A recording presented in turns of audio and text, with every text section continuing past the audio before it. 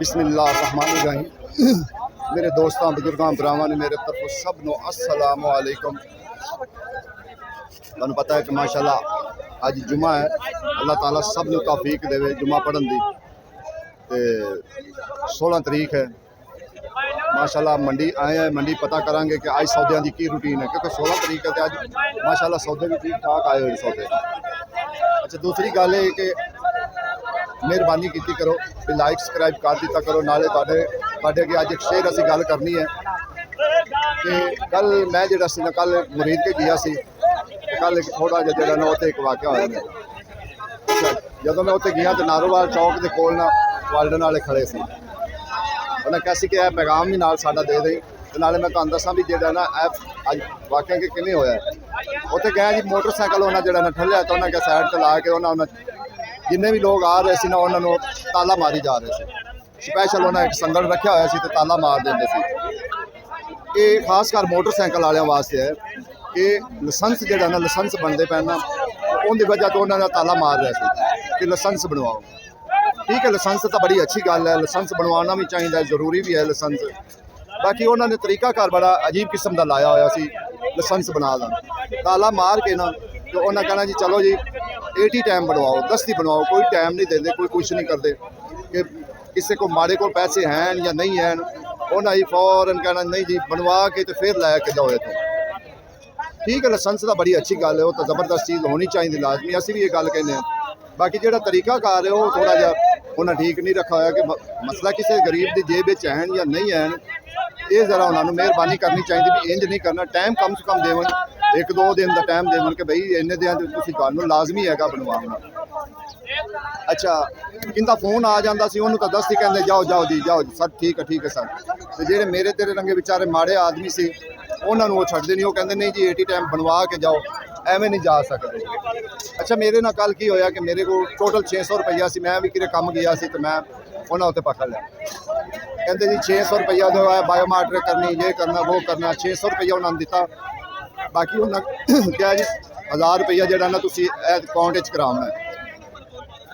जो वापसी में आया ना तो मेरे जेहन ये हुई कि यार मेरे को तो पैसे भी नहीं है ना, इस टाइम 600 रुपया से क्यों मैं इन्होंने दिया तो ये मोटरसाइकिल पैंचर हो गया तो की होएगा। अच्छा मैं जो मोटरवे से वापसी आया ना तो उत्थे मेरा मोटरसाइकिल पैंचर हो गया। जो मोटरसाइकिल पैंचर हो गया ना तो उत्थे फिर मैं उवें मोटरसाइकिल पैंचर ते ही आ रहा। लेकिन उन्होंने मैं उन्होंने कहता रहा कि यार 100 रुपया छाड़ दो, 500 रुपया ले लो ना। ये वो एडे माशाल्लाह एडे लायक आदमी है कि उन्हें 100 रुपया तक नहीं छड़ा। मैं मोटरसाइकिल उवें चलाया, खैर घर आया, घर आके मैं एक टूब ली, टूब तो लै ली 500 की। वेख्या तो अगे जो टायर की भी तबाही हो गई, 2300 रुपये का टायर। देखो जी उन्होंने 1600 रुपये जो ना 1600 की वजह तो मेरा जोड़ा ना वो 3000-3500 का जोड़ा ना उन्होंने कहा चलो जी तुम रगड़ा। उनका कोई वाली वारस नहीं, उन्होंने बस 1600 जोड़ा सी ना वो जरूरी सी। लेकिन टाइम नहीं उन्हें 1-2 दिन का टाइम दिता कि 1-2 दिनों के बना लो। यह वैसे ज्यादती है, हाँ टाइम देना चाहिए। अगे भी इवें होंदा रहिंदा, टाइम देंदे लोग बई लाइसेंस बनवा लो। असी आगाह करते पे खासकर मोटरसाइकिल वालों कि भाई तुसी अपने मोटरसाइकिल लाइसेंस लाजमी बनवाओ, ये अच्छी गल बनवाओ।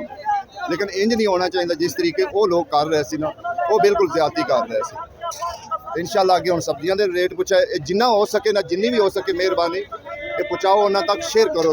ठीक है ना कि यार इंज नहीं होनी चाहिए किसी गरीब आदमी की जेब है किसी के नहीं है। नहीं जी जरूरी हुणे ही बना के निकलो, ये गल नहीं है। मेहरबानी कर टाइम देवन तो लोग बनवाते भी हैं, क्यों नहीं पिछे नहीं बनवाते रहे।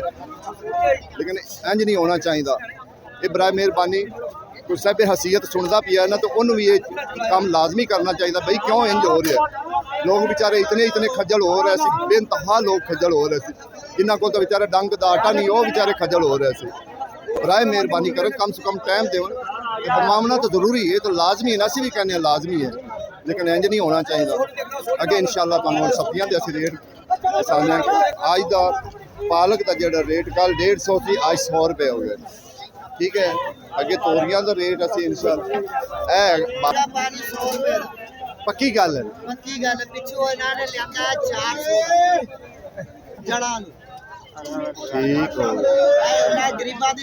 नहीं 200-250 का दे रहे हैं, ये गल तो पक्की है। हैं मैं झूठ नहीं मारिया आज की बात है नहीं फिर कहना जो कहना मैं झूठ नहीं मार और छोटे भाई की रेट भिंडी 500 रुपये तड़ी लेकिन ये थोड़ी जी वड्डी वड्डी पिंडी है जी छोटी पिंडी है ना वो 600 रुपये अच्छा जी तो आज का रेट 600 रुपये इवें गल है 600 ये दा रेट 150 रुपया है चिट्टे टिंडे जेड़े ने चिट्टे टिंडे पूछ लेना लाला चिट्टे टिंडे की रेट 500 रुपये तड़ी लाला देसी खीरा की रेट है ये 300 रुपये तड़ी जेड़ा देसी खीरा 300 रुपये तड़ी तो जेड़ा दूसरा खीरा 150 200 150 200 लाला करेला की रेट करेला की रेट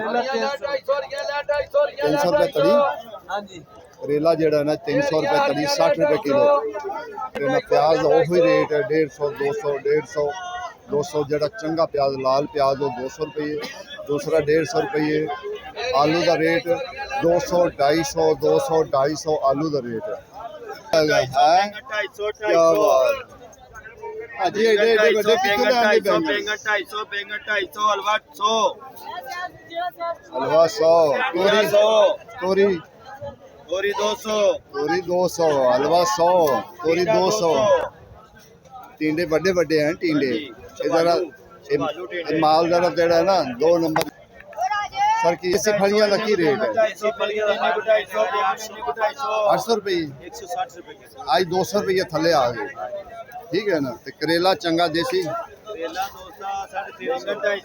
250 बैंगन 250 अदरक 600 अदरक 600 रुपये तड़ी किलो तो लाल थोम थोड़ी समझ लो किलो सॉरी सर किलो कह रहे हैं 600 का ठीक है ना ना तो आशा मजाक भी चलता है ना 300 तो 250 किलो लाल थोम वैसे वो तो कहते महंगा होता है बस सीजन है ना सस्ता मिले तो फिर सस्ता ही देते हैं ठीक है काले टिंडे ठीक है ना 500 रुपये तड़ी 500 आज 800 वाले 500 800 वाले 500 छाड़ दे सादा छाड़ के ना पा सर जी वो फलियां की रेट जे फलियां 750 700 लगे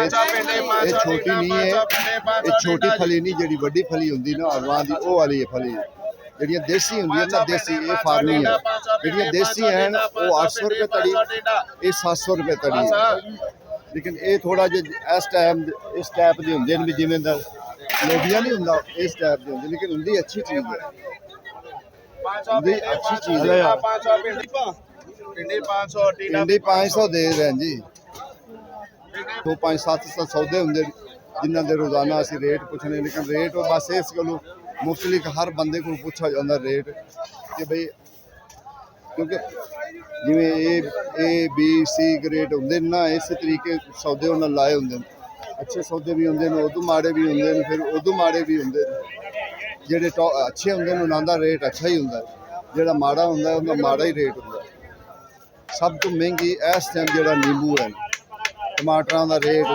150 100 200 का रेट जो गोभी का 500 600 700 500 600 700 लाला लम्बे बैंगन की रेट नहीं की रेट है 60 रुपये किलो 300 तड़ी चलो मेहरबानी नींबू का कोई बारे च नहीं लाला लसूड़ा की रेट है 400 रुपये तड़ी अंब जाली वाले अंब अचारी है ना अचारी अंब का रेट है सर नींबू नींबू का रेट सुनन लग्या कन्ना में उंगलां देनियां पैनियां 800 रुपये तड़ी जेड़ा ना देसी फलियां सोहनियां सुथरियां फलियां जिन्होंने वाकई जेड़ा ना कहंदे न फलियां वो फलियां हैं लेकिन ये कितों आज तो पहले 3 दिन पहले जेड़ा सी ना कि 4 दिन पहले ये 2000 में तड़ी सी 2000 में तड़ी सी अज सस्तियां हो गई अल्लाह की भी सस्ते कनिया 100 रुपये तड़ी है तोरियां 250 हैं जी आम दूसरी नेट तो बगैर हैगी वो 100 रुपये तड़ी भी दे रहे हैं टमाटर वेखो टमाटर किन्ने सस्ते हैं सारे सौदे जेडे ना सारे तकरीबन ठीक बारे दे हैं कोई ये नहीं है भी आज कोई सौदा नहीं ऐसा चढ़िया कि किन्ना को रेट ज़्यादा होया होवे नहीं बिल्कुल जायज़ मुनासिब सौदे हैं।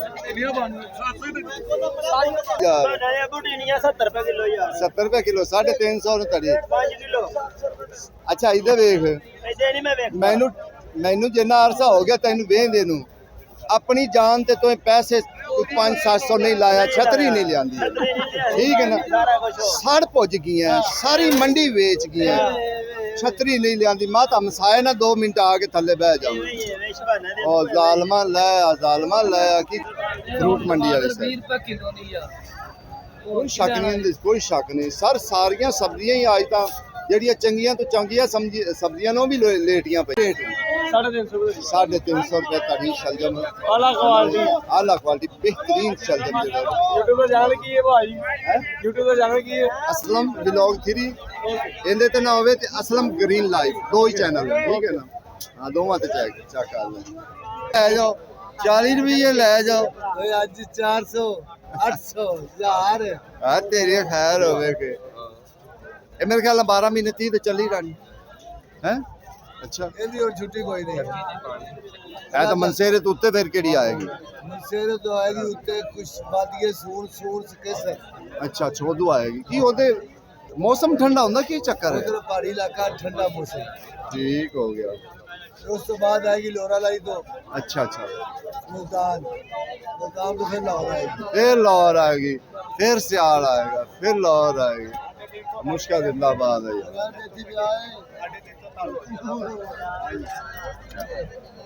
माशाल्लाह जी। डेट कुछ है और सर सर ठीक है सर, ठीक ठाक है सर।